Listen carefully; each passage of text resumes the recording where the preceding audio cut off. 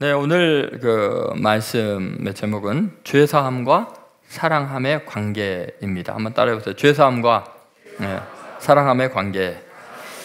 여러분, 저희가 지금 누가복음 7장 전체를 자세하게 말씀을 나누고 있습니다. 이 7장이 왜 중요하냐면 기독교에서 말하는 믿음에 대해서 이야기를 하고 있기 때문이에요. 거기에 나오는 몇몇 사람들의 모델, 등장인물들을 통해서 도대체 믿음이 무엇인가를 보여주는 거죠.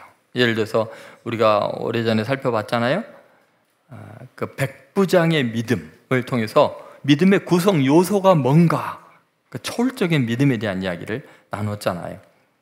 예를 들면 세례 요한을 통해서 믿음의 근거를 어디에 둬야 되느냐, 하나님의 말씀에 둬야지 자기 형편에 둬서는 안 된다, 그런 말씀을 나눴고요.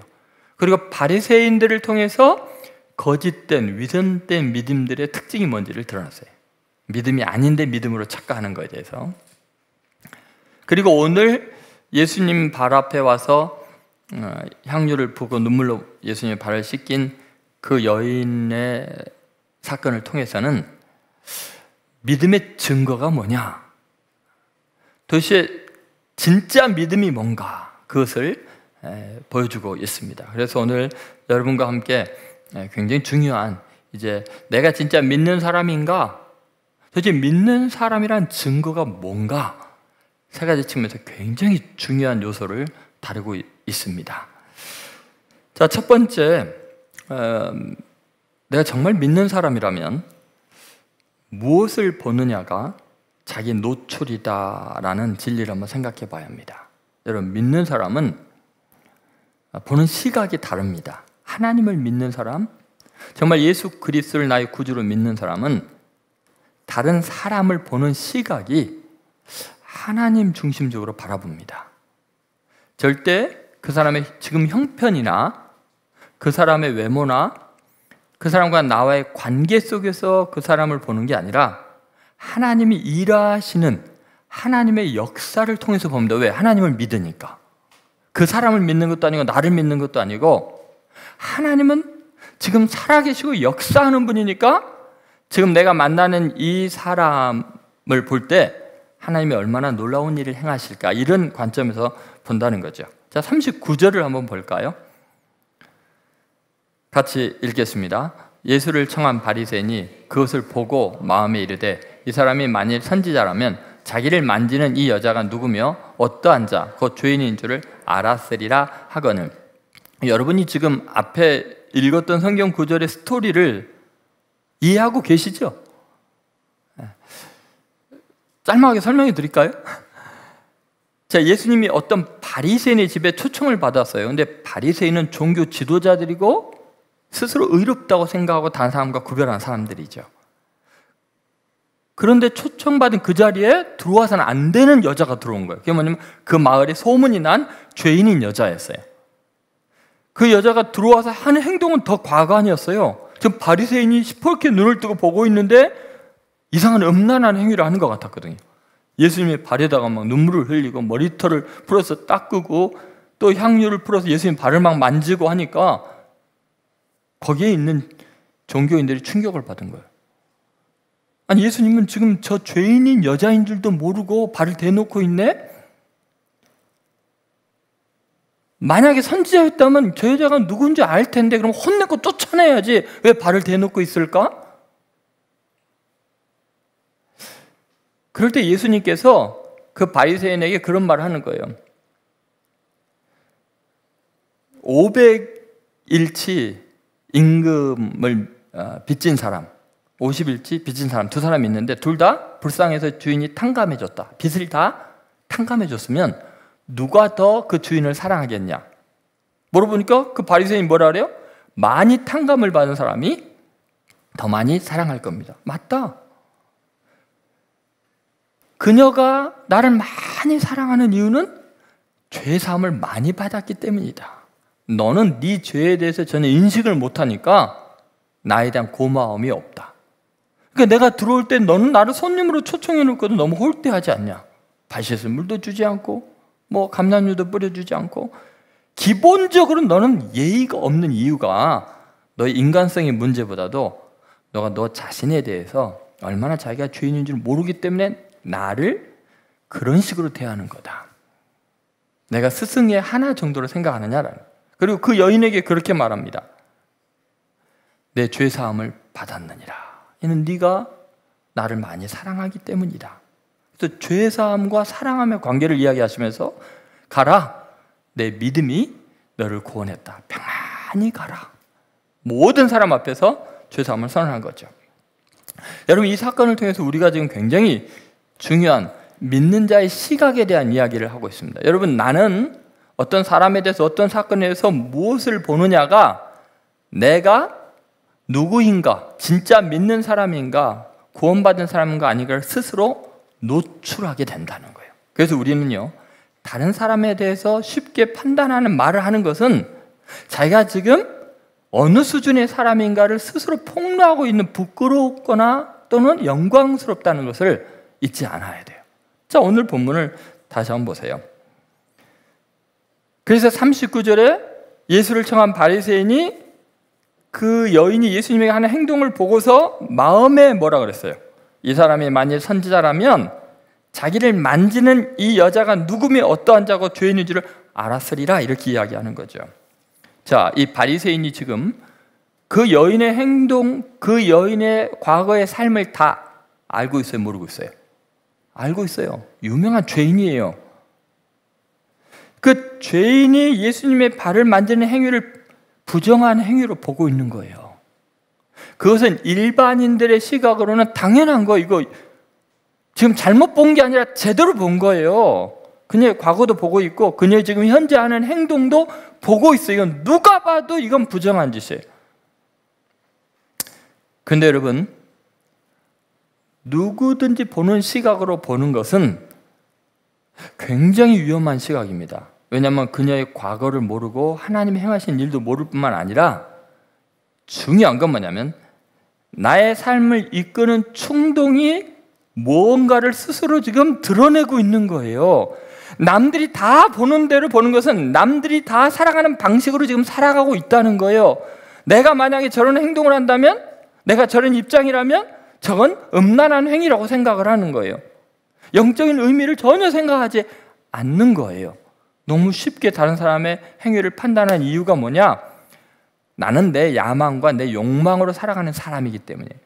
만약에 하나님의 행하시는 일을 보고 하나님이 주신 사명을 따라서 그 행동을 봤다면 얼마나 구원받은 감격이 크면 그녀가 이런 행동을 했을까? 아니, 예수님과 저 여자 사이에는 과연 예전에 어떤 일이 있었기에 사람들이 보는 앞에서도 눈물을 그칠 줄 모르고 흘리고 자기의 부끄러운 모습을 드러내고 저렇게까지 사랑을 표현하는 걸까? 하나님께서 우리가 모르는 그녀의 과거에 도대체 얼마나 놀라운 일을 예수님 통해서 이루었기에 그녀의 삶이, 그녀의 행동이 저렇게 변화된 걸까? 옛날에는 부끄러워서 도망갔을 텐데 종교 지도자들만 가득한 곳에 유명한 죄인이 겁없이 들어와서 저런 행동을 하는 거에는 무슨 사연이 있을 거야? 하나님께서 도대체 얼마나 놀라운 일을 행하셨을까? 그렇게 생각할 수 있잖아요. 다시 말해서 여러분, 다른 사람의 행위에 대해서 내가 생각하는 일반적인 사람들의 행위들을 판단한다는 것은 내가 무엇을 우상으로 추구하고 있는지, 내 일상적인 삶이 내가 생각하는 열망과 야망과 그 수준으로 생각하는 거지, 하나님께서 무슨 일을 행하고 있는가, 하나님의 나라와 하나님의 주신 사명을 따라서 보지 않고 있다는 걸 스스로 노출하는 거예요. 대단히 지금 부끄러우니까 이 말을 차마 입으로 못 내고 마음으로 이야기했어요. 근데 예수님은 마음의 생각을 큰 소리처럼 듣고 계세요. 지금 여러분 여기 앉아 계셔도요, 마음은 지금 어디 가는지 몰라요. 목사의 설교를 들으면서 하나님의 음성으로 듣고 싶은지 아니면 한 목사의 강연으로 듣고 싶은지, 여러분의 수준이에요. 하나님께서 지금 무슨 말씀을 하고 계시는가 한번 잘 생각해 보세요. 저는 우리 성도 여러분들이 정말 믿음의 눈으로 사건과 사람을 바라보시기 바랍니다. 여러분, 우리는 대부분 자기 우상을 통해서 봐요. 그래서 자기가 돈을 정말 정말 절대적으로 중요시 여기는 사람은 다른 사람의 돈에 시험에 들어요. 명예를 절대적으로 중요시 여기는 사람은 다른 사람이 불명예스러운 일을 하면 그 사람을 완전히 하나님과 상관없는 사람을 제외해버려요. 어떤 사람은 권력과 능력의 문제로. 그러니까 여러분이 다른 사람에 대해서 용납하지 못하는 그것이 뭐예요? 그게 여러분의 우상이에요. 자기 노출이에요. 하나님보다 그걸 더 중요시 여기기 때문에 그래요. 하나님은 그 모든 것 가운데서 역사하셔서 그를 사랑스럽게 만들고 변화시킬 미래를 바라보면서 하나님을 찬양할 수 있어야 될 줄로 믿습니다. 그래서 예수님 원수까지 사랑하라고 한 이유죠. 자, 두 번째, 자, 믿음의 증거는 굉장히 중요한데 남을 대하는 방식이 자기 인식의 수준이다. 한번 따라해보세요. 남을 대하는 방식이 자기 인식의 수준이다. 여러분, 나를 어떤 존재로 인식하느냐가 다른 사람을 어떤 방식으로 대하느냐를 결정해요. 늘 배우는 학생의 자세로 자기를 겸손히 생각하는 사람은 누구를 만나도 선생님처럼 여겨요. 맞습니까? 자기가 스스로 뛰어나고 똑똑한 사람이라고 생각하는 사람은 다른 사람을 다 학생 취급해요. 누구를 만나도 가르치려고 해요. 그렇지 않아요, 여러분? 여러분 만난 사람 중이나 여러분 자신이 누구를 만나도 항상 들을 생각이 없죠. 가르치려고 하죠. 왜요? 자기 인식의 수준이 다른 사람과의 관계 방식을 결정하기 때문에 그래요. 스스로 의롭다고 생각하는 사람은 항상 다른 사람의 죄를 지적을 해요. 스스로 자기 자신이 굉장히 검소한 사람이라고 생각하는 사람은 돈 씀씀에 대해서 시험에 들게 돼 있어요. 다른 사람에 대해서. 늘 그래요, 여러분. 남을 대하는 방식이 자기 인식의 수준을 그대로 나타내고 있는 거죠.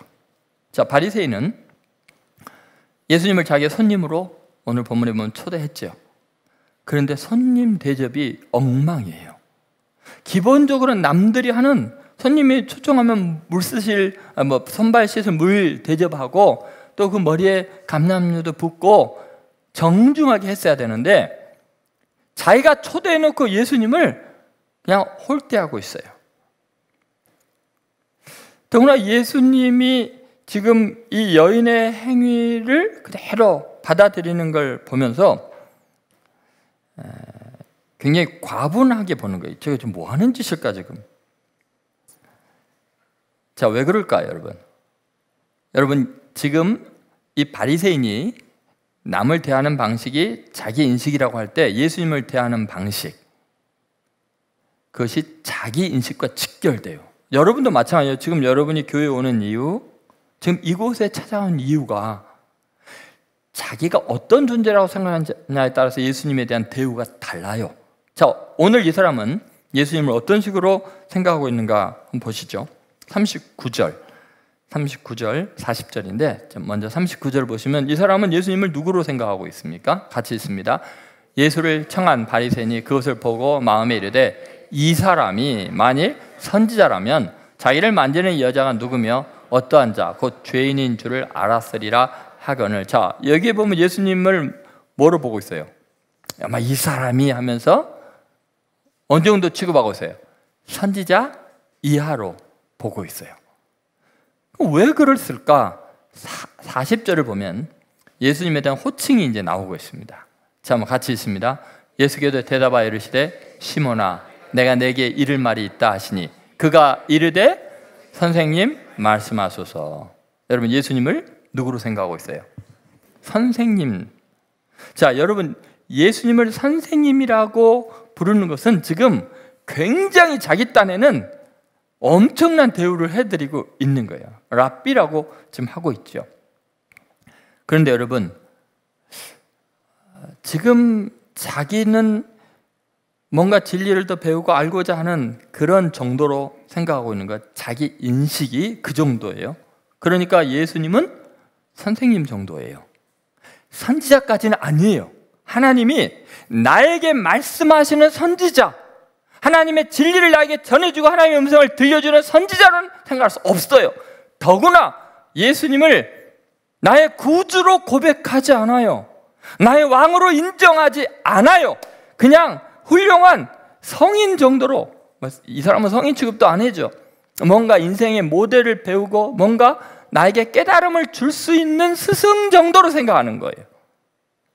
여러분, 성경이 말씀하신 구주, 메시아, 우리의 구주는 세상의 죄를 지고 오는 하나님의 어린 양이에요. 지고 가는 하나님의 어린 양이에요. 여러분, 성경 창세기부터 계속해서 그 수많은 제사가 진행되는 이유가 뭐예요? 인간의 죄, 인간을 죄인으로 규정하고 하나님을 떠나고 타락하고 교만하고 이기적이고 자기중심적인 인간의 죄를 대속할 구주가 필요한 거예요.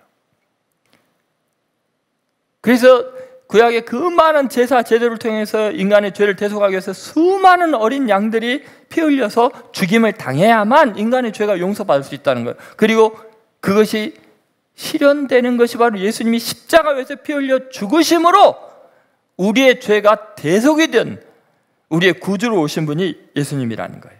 예수님은 여러분의 스승 정도가 아니라고 그러죠. 인생의 모델이 아니라 나의 죄를 구원할 분으로 오셨다는 거죠.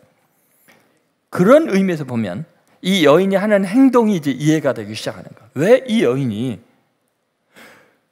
바리새인 그 거룩한 사람들 앞에 부끄러운 줄 모르고 동네 소문난 죄인이 겁없이 들어왔을까요?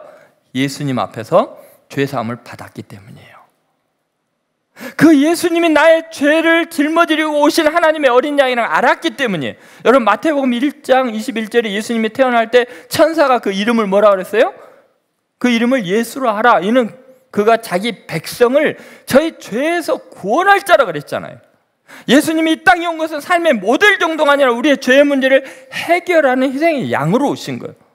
그러니까 이 여인은 예수님을 만나면서 자기의 더러운 죄가, 마을의 소문이 다 난 죄가 그 예수님에 의해서 용서받은 걸 경험을 했기 때문에 부끄러운 줄 모르고 들어온 거예요. 죄사함받은 감격으로 자기 인생을 새롭게 출발할 수 있게 해주신 그 사랑의 주님께 감격해서 내 무거운 죄짐과 고통과 과거의 아픔을 씻어주시고 부끄러움을 씻어주고 새로운 삶을 주신 그 주님이 너무나 고마워서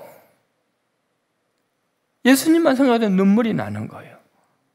눈물을 철철 흘리면서 머리털로 발을 닦고 가장 귀한 향유 옥합을 깨뜨려 예수님께 붓고 자기의 구주로 고백한 거죠. 바리새인은 예수를 인생의 스승 정도로, 그녀는 자기를 구원한 구주로 고백하고 있는 거예요. 그러면 대하는 방식이 어떻겠어요? 선생 대하는 것과 나의 구주를 대하는 것은 완전히 달라요. 여러분, 오늘 여러분의 믿음, 그것은 죄사함과 그 믿음의 관계가 얼마나 밀접한가를 보여주는 거죠. 여러분, 교회에 와서요, 자기 죄의 무거운 짐을 내려놓고 너무나 감격해서 고마워서 어쩔 줄 모르는 기쁨을 누린 적이 얼마나 됐습니까? 겨우 여러분 경제적인 어려움이나 질병의 문제, 인간관계 이 정도 해결의 문제로 여러분 만족하시려고 하십니까? 여러분, 예수님을 어떻게 대하느냐는 자기 인식이 어떤가를 규정하고 있다는 이 믿음의 놀라운 비밀을 깊이 깨닫게 되기를 바랍니다.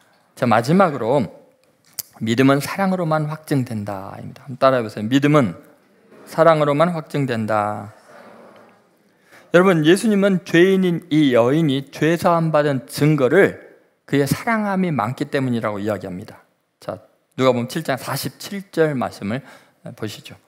자, 여러분, 굉장히 중요한 진리니까 한번 보세요. 같이 있습니다. 이러므로 내가 내게 말하노니 그의 많은 죄가 사하여졌도다. 이는 그의 사랑함이 많음이라. 사함을 받은 일이 적은 자는 적게 사랑하느냐. 여러분, 이 구도를 한번 잘 보세요. 여러분, 내 죄사함을 받은 확신, 많은 죄가, 감당할 수 없는 죄가, 절망적인 내 상황이 예수님에 의해서 사함 받으면 나타나는 현상이 뭐예요? 많이 사랑하게 됐어요. 그건 주님을 사랑할 뿐만 아니라요, 다른 사람에 대한 이해의 폭이 커지기 때문에 다른 사람을 사랑하게 되어 있어요. 왜요? 나 같은 죄인을 용서하고 사랑한 주님의 은혜가 너무나 고마우면 어떻게 하게 됐어요? 다른 사람이 죄 때문에 얼마나 힘들고 아팠을 텐데 그 사람의 죄를 사하신 주님에 대한 또 감격이 있는 거예요. 여러분, 우리 마음에 사랑이 없으면요, 지금 예수님을 내가 제대로 만나고 있지 않는 거예요. 누군가를 향한 미움과 정죄와 원망이 있으면 지금 뭔가 내 신앙이 잘못된 거예요. 내 믿음이 지금 왜곡이 되고 있고 변질이 되고 있는 거예요. 어떠한 사람도요 용납하지 못할 사람이 없어요. 왜냐하면 내가 죄사함 받았는데, 사함을 많이 받았는데 적게 사함 받은 사람 미워하겠어요? 오늘 본문을 보면 바리새인은 이 여인을 우습게 여기는데 이 여인은 바리새인에 대해서 전혀 거리낌이 없어요. 그렇죠? 원망하거나 미워하지도 않아요. 왜요? 내가 죄사함을 많이 받았으니까 예수님도 사랑하고 바리새인도 존경하고 그런 거죠. 근데 바리새인은요 용납이 안 돼요. 예수님도 용납이 안 돼요. 왜 저 여자 안 쫓아내? 왜 발 대놓고 있어? 저 여자 나가야 되는데 우리 집에 감히 저런 것이 들어와? 차별을 해요. 이런 사람은 친구가 없어요. 동료가 없어요. 사랑이 없어요. 그래서 여러분, 성경에서 말하는 진리는 얼마나 놀라운가 보세요. 이 여자가 구원받은 것은 사랑함으로 구원받은 게 아니에요. 이 여자가 구원받은 것은 놀랍게 믿음으로 구원받았어요. 50절을 보세요. 예수님이 우리가 오해할까 봐 명확하게 이야기하죠. 자, 50절 말씀 한번 같이 읽겠습니다. 예수께서 여자에게 이르시되 내 믿음이 너를 구원하였으니 평안히 가라. 자, 뭘로 구원받았어요?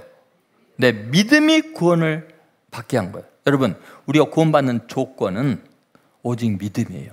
내 자격이 아니고 예수님의 공로이니까 그걸 믿는 거예요. 그런데 여러분, 그 믿음이 진짜냐 가짜냐는 사랑함으로 입증이 된다는 거예요. 사랑은 구원의 증거가 돼요. 내가 죄사함 받은 거, 내가 진짜 믿는 거, 그것을 확증하는 방법은 믿음으로 믿음이 입증되는 게 아니라 내가 얼마나 사랑하느냐가 진짜 내 믿음이, 내가 죄인인데 예수님이 나의 죄를 다 용서해 줬다, 그걸 믿는다는 것을 입증하는 거예요. 많이 사랑하면 믿음이 큰 거예요. 그래서 여러분, 정말 중요한 게 오늘 본문에 바리새인 너 스스로 믿음이 가장 좋다고 생각하는데 너 귀신 믿음이래. 너 사랑이 없지 않냐? 너 나한테도 사랑이 없는데, 인간을 향한 증오심만 가득하고 정죄감만 가득한데 네가 지금 믿는다고 생각하냐? 종교 활동하고 있었다. 너 가짜 믿음이다 그거. 귀신 믿음이다 그거. 너 사랑함이 없으면 회개해야 된다. 여러분, 우리는요 예수님의 유일한 계명이 서로 사랑하라는 것인 줄을 모르고 돈의 문제, 명예의 문제, 자존심의 문제 때문에 사랑을 포기해요. 그거 가짜 믿음이에요. 체크해 봐야 돼요. 변질이 되고 있는 거예요. 믿음이. 사랑 없으면 아무것도 아니에요. 너가 천사의 말을 할지라도 사랑이 없으면 울리는 꽹과리에 불과하다는 게 무슨 말이에요? 여러분, 아무리 겸손하고 교양 있고 품위 있게 말해도 거기 안에 상대편의 입장에서 하나님이 역사하시는 그 위대한 희망을 가지고 사람을 보지 않으면, 쉽게 정죄하고 판단하면 그 믿음이 가짜예요. 사랑이 없으면 천사의 말을 해도, 천사 같은 모습에 너무나 품이 있고 교양 있는 것 같아도 상대편을 바라보는 마음이 하나님의 역사로, 기대감으로 축복하며 보지 못하고 사랑하지 못하면 울리는 꽹과리다. 여러분, 우리가 얼마나 그동안 많은 꽹과리 짓을 하고 있어요. 오늘 이 말씀을 통해서 죄사함과 믿음의 관계를 다시 한번 확실히 정립하시고 여러분의 신앙이 새로워지기를 바랍니다. 그리고 구원의 확신 가운데 그녀에게 그러잖아요. 평안히 가라. 다시는 두려워하지 말아라. 내 믿음이 너를 구원했다. 그리고 내 믿음이 진짜인 것은 네 사랑함이 많기 때문이다. 사랑 많은 성도들 되시기를 주의 이름으로 소망합니다.